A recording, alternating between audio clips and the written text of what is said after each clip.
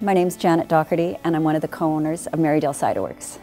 When we launched with the network, with the Society of Économusée, it allowed us to really highlight the craft of what we were doing with the cider, highlight what we were doing with the craft of distilling, and giving us the opportunity to educate our consumer.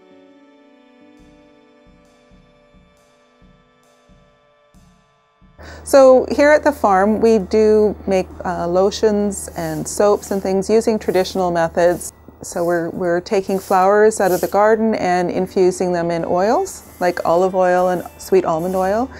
And we do that in a traditional method, which is the solar infusion, which means they're put out in the sun and using the sun's natural heat and warmth to infuse the oil. So the Économusée has 6 different elements. First one being the welcoming area.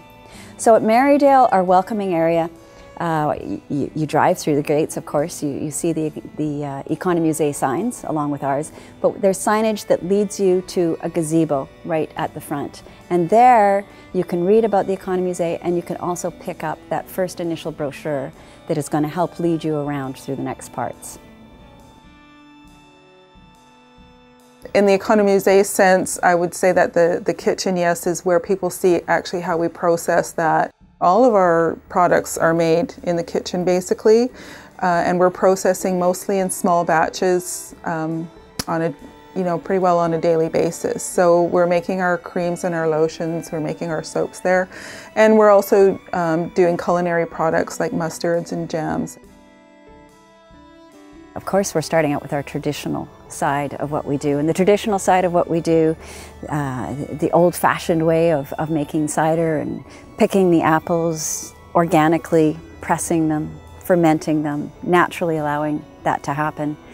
But the contemporary side of what we do is apples expressed. What can we do with all the components of that traditional side of making cider?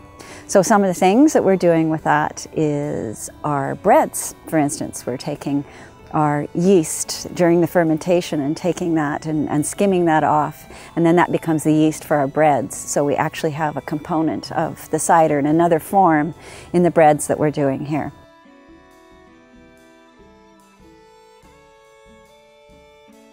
You're not necessarily at our place going to be watching a ferment or be able to watch when we're picking our apples because it happens but once a year.